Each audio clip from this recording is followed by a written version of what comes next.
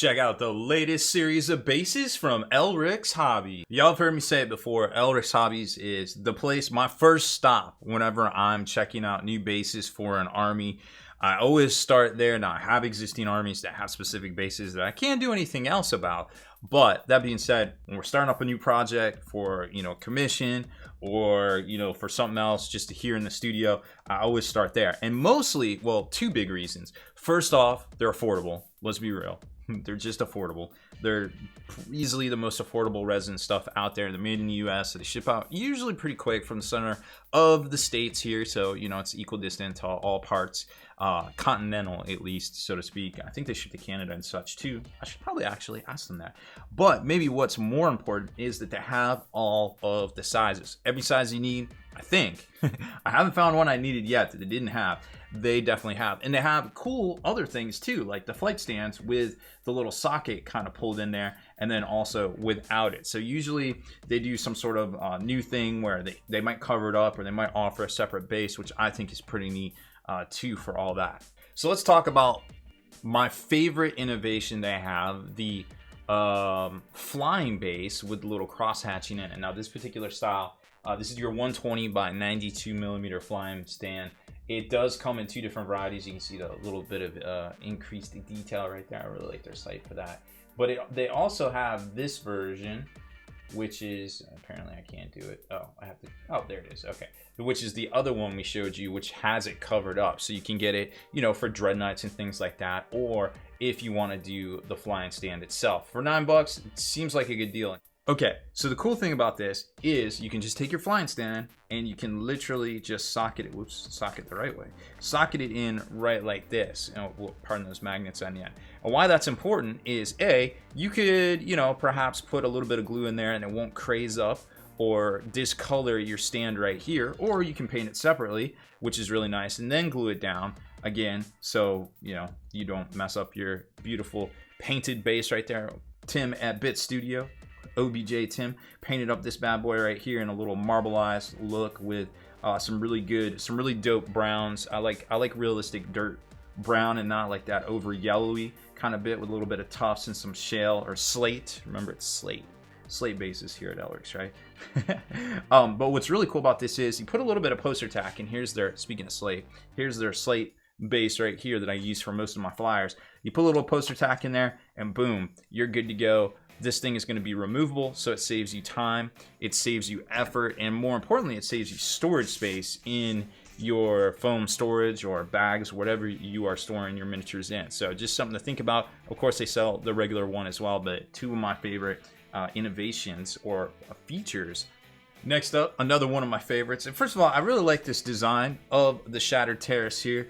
It's very simplistic, and it gives you a lot of room to actually put models on here, which I'm about to show you here in a second. So it's just got, some cut up kind of stone cobble type deal with a little shale elements, which we showed you on this painted flying stand here. While it may look a little simplistic at first glance with a little bit of decorative elements like, some different colored slate right there with like some grays and stuff, a little bit of tufts, and you could do a little bit of marbleization and things on the little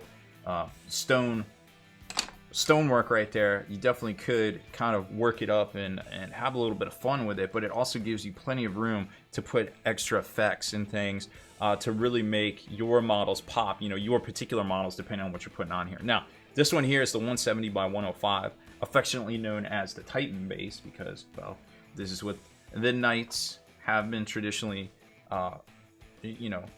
going on. I'm not really sure what else it uses this particular base right here, but there it is. You can see it accommodates them very easily.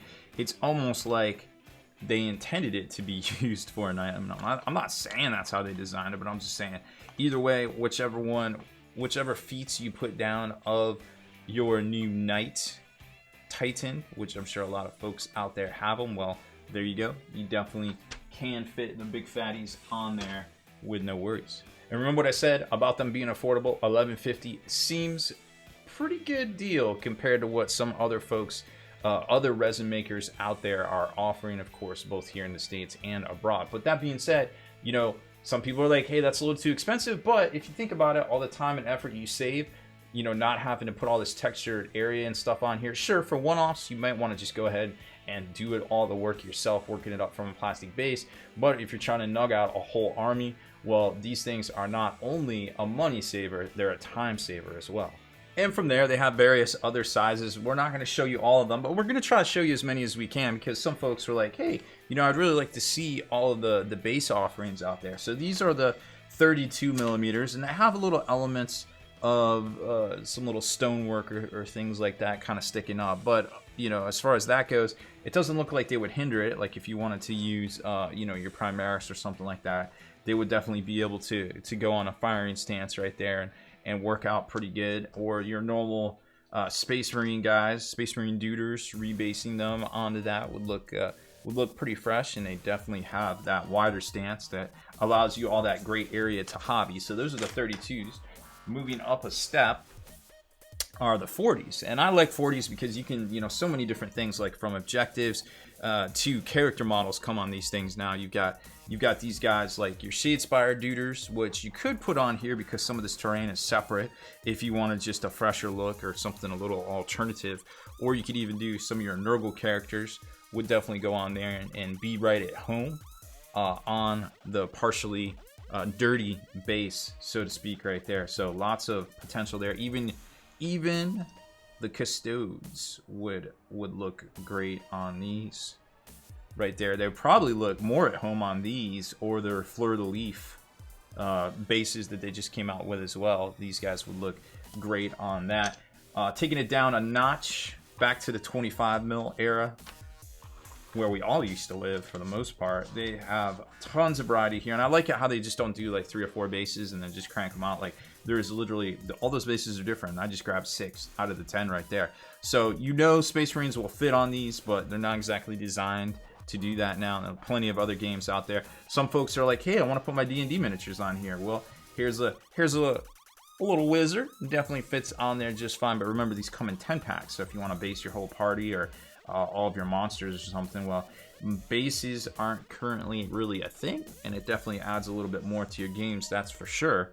And they would look right at home on those as well. And then from there we go on up to 60 mils, and we know 60 mils are quite big, but they got lots of variety here. Again, lots of great area here that you can marbleize or put some great looking effects and things like that. I think this is a 80. Yes, this is a city or a Shattered Terrace 80 right here. So your Leviathans and your bigger dreadnoughts and such are going to go on this. So again, lots of room to put those feet down, but then lots of room to do little dioramas and different things too. And then you got your large cav base right here. Depending on what you're doing for Sigmar, well, this might suit you just fine. This is the 90 oval by 52 millimeter wide. And speaking of 50s, well, we got this bad boy right here. This is sampling of the 3 different styles of the 50 mils out there. And of course, big fatties love their 50 mils. Now, I haven't worked the skin all completely up on him, but he will definitely look quite at home on that as we put a little cauldron next to him. So we've got all sorts of accoutrements and plenty of room to do it on these bases right here, because fatties got to eat too, right? So that is the majority of bases I want to show you. Now they have tons and tons and tons more. Like this is the ginormous 130. This thing is huge. This is for things like Archaon and larger demon prince or greater demons and such. And then they got the big Belisarius cowl size base right here. Lots of room to work on, and they have, like I said, I stop at Elrik's Hobbies first because they have all the different sizes out there, and I don't have to worry about, oh hey, I need an 80 mil for this, and then a new unit comes out down the road and I'm like, oh crap, now I wonder if this particular brand has this. No, Elrik's generally has every size out there, and like I said, it's super affordable. So love these guys. Obviously talk about their stuff a lot. We're going to do another video comparing 3 of my favorite resin bases out there here in the near future, because I know I talk about Elrik's a lot on here, but it turns out they're the ones that send me bases, so so it turns out